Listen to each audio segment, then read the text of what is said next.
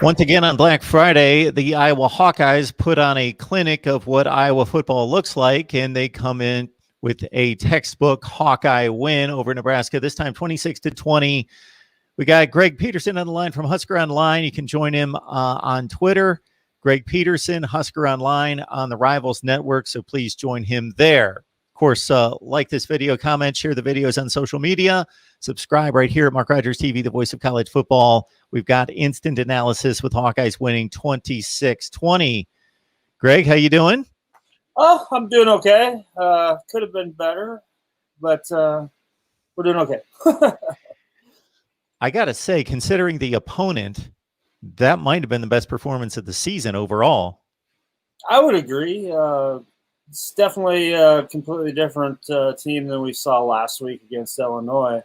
So that was definitely encouraging. There was a lot of good things to take away from that game, but in the end, it's kind of the same old song and dance when it comes down to Nebraska and Iowa, or just Nebraska in general.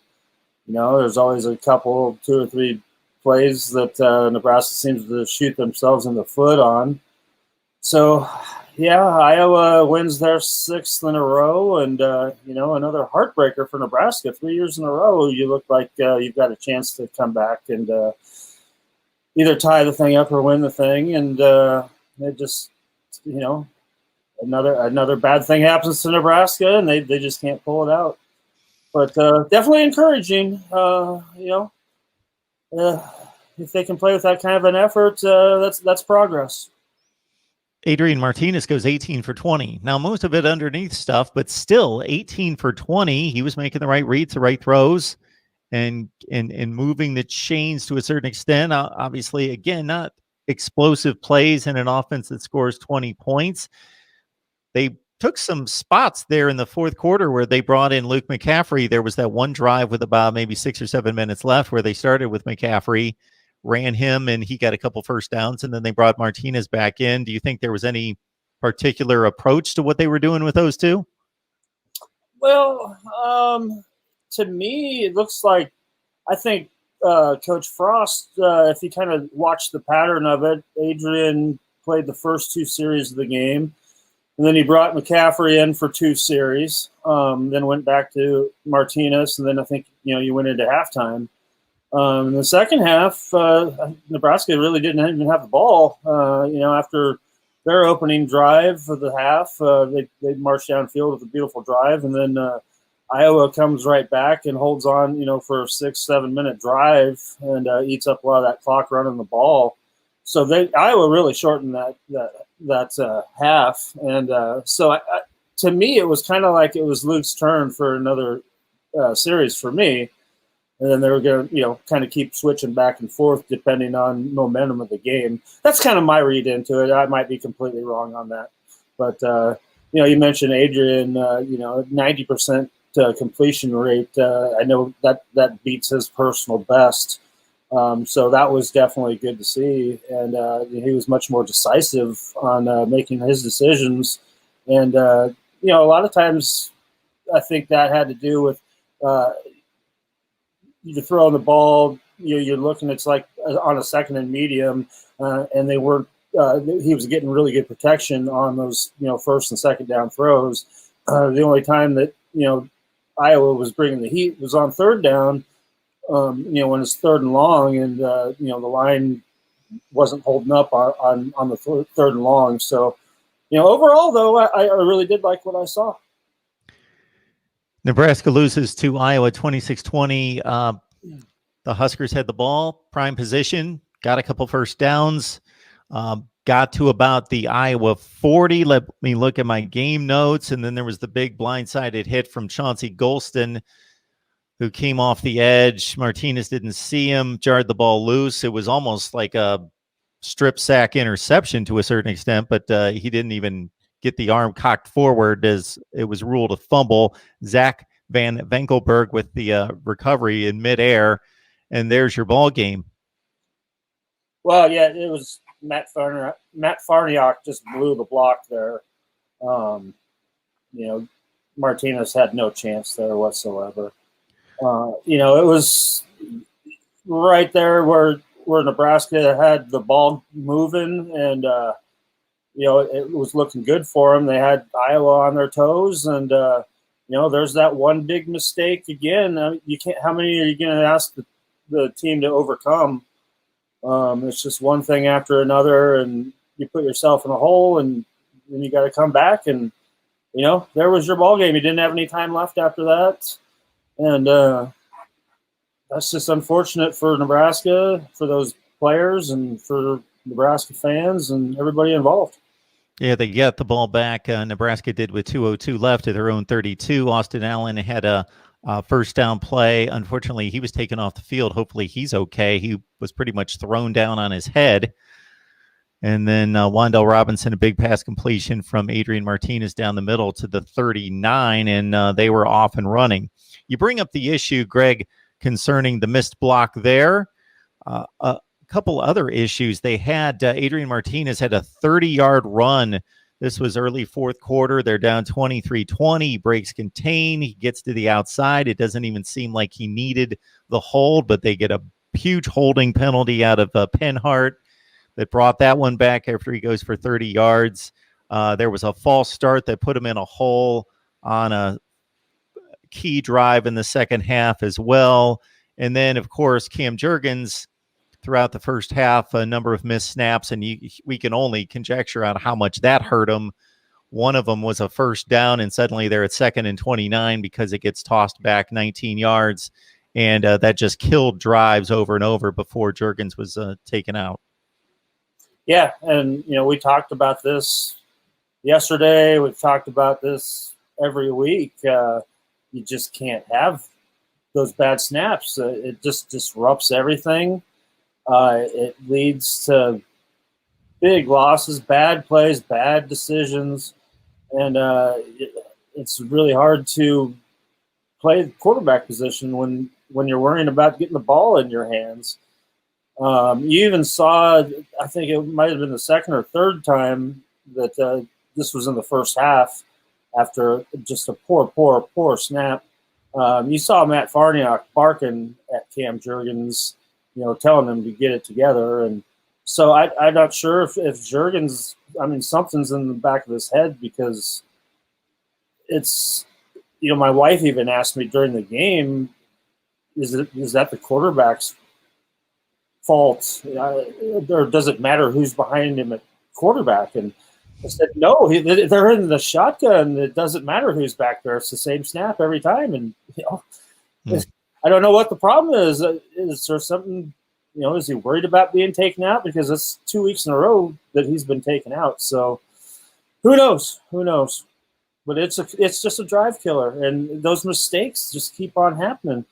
You saw Nebraska, really, they played their hearts out. The offense did what they needed to. Just, they had to overcome all these mistakes. That hold by Benhart on that Martinez run, that was a thing of beauty. I wrote that down in my notes about how much of a beautiful run that was by Adrian, and that's the way you want him to take off like that. And then there's just that bonehead hold where you don't need it. So, yeah, it's just so frustrating for everybody. Imagine Coach Frost. So, yeah, horrible.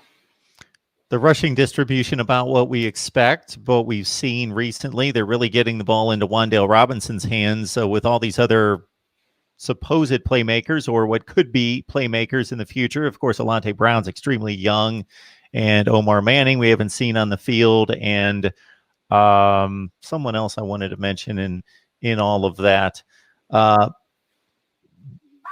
But Xavier Betts, obviously a big recruit who caught a pass for 15 yards. But Wan'Dale Robinson with 15 touches, 9 catches in this one. Well, yeah, obviously you always got to get the ball into Wan'Dale's hands because that's going to open up things for everybody else. Wan'Dale, I tell you what, he just impresses the heck out of me every time. He's in there grinding away with those physical yards inside today. You saw that against a very stout defense, a defensive line that doesn't get pushed around. And Wandale was taking it to him. You know, he's just putting those shoulders down and grinding. And you don't expect that out of a guy of his stature. But then you see them, you know, when you run him tough like that a couple of times, and then you line him up in the slot, and then all of a sudden he's wide open 20 yards downfield, and you got another first down. So, you know, he's definitely the catalyst of what they want to do to keep that offense rolling. And you saw when they were doing that, you know, Ramir Johnson came in and had some very impressive runs. He ended up with that nice touchdown to put Nebraska ahead there in the third quarter. And, you know, the first time he touched the ball, I thought, you know, he made a first down. It was only about a 6-yard gain or something like that. But he made a beautiful cut. His vision of the field was right there. He made a beautiful cut right upfield. He saw that opening, and he got a big first down and kept that drive moving. So, you know, you see flashes of these young guys, and it's just it seems like Nebraska is always, right now at least, always kind of in catch-up mode. So, you know, it's hard to get a lot of reps for a lot of these young guys when you're kind of depending on more of your upperclassmen and some guys that, you know, that you're sure that know that they can be in the right place. You know, some guys that have been around long enough to be there, to put themselves in the right place to, you know, make a big play. So, yeah, Wandale's definitely a key about all that. And, you know, I see flashes of everybody else. So we just want to see more of them. And we'll see if Nebraska can build on the effort again. It might be the best game of the season, offense, defense, special teams for Nebraska, despite the L in the win-loss column, 26-20 to Iowa. It was on the road. Maybe the best team that they've played this year. They've got Purdue on the road and Minnesota coming up on the 5th and the 12th of December, as, of course, college football takes us into December for the first time in the regular season and forever. You know, in making my defensive notes, the typical names kept coming up and making the plays against an Iowa team that never, you know, the rushing attack, you got to hand it to Iowa, because Nebraska was stopping them, not allowing much there, but they're going to stay with it. Like Wisconsin, they're not going to get away from it. They'll grind and grind and grind, and they'll lean and push, and it'll be 2 yards and 3 yards in the first and second quarters, and then it pops for 8 and 10 and 11 there in the fourth quarter, and Goodson gets 111 yards on 30 carries. But Markel Dismuke with a ton of great plays, Luke Reimer, Will Honas flowing to the football. Those guys are always around it. Yeah, and you know, I thought the defense really did come to play today, because you know, you watch how that game unfolds.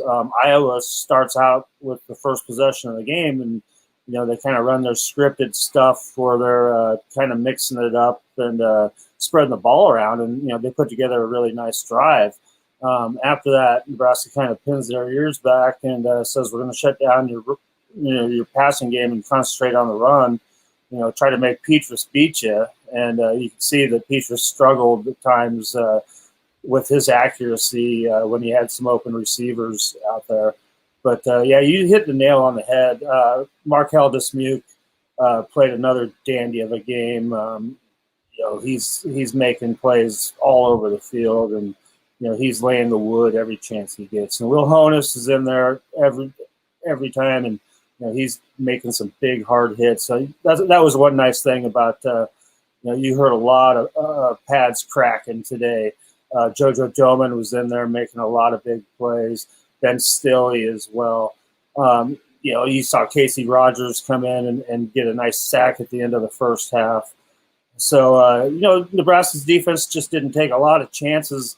And, you know, they played very, very solid all the way across the board and tried to keep that game in front of their secondary. And I thought they did an overall job. And, you know, you hold Iowa to 26 points, and, you know, you're right there in the ball game. So hats off to the Black Shirts after a really pathetic performance last week against Illinois to bounce back like that and play that kind of defense. And if they can keep doing that in the next two games, Nebraska's going to have a real good shot at winning those final two games of the regular season. In 2018 and 19, Iowa teams that won 9 and 10 games needed a last-second field goal to hold off the Huskers by just the 3 points. This time it's a strip sack on the final drive of the game with about 90 seconds left that gets it done for Iowa as the Hawkeyes win. Nebraska, again, takes a top 25 opponent to the wire the last drive of the game. Hopefully they can build on it at Purdue next week. Folks, we talk college football here constantly. If you love college football, lock it in, subscribe, hit the bell for the notifications. That way you know when we're going live. And we've got a Nebraska live show every Thursday night with Greg and others, 6 o'clock Eastern Time, 5 o'clock Central Time, Nebraska Live. Please join us on Thursday nights. Greg, enjoy the rest of your weekend. We always enjoy the football conversation. Well, thanks. You do the same. And I'm just glad that I don't have to be on that bus for that bus ride home from Iowa City today.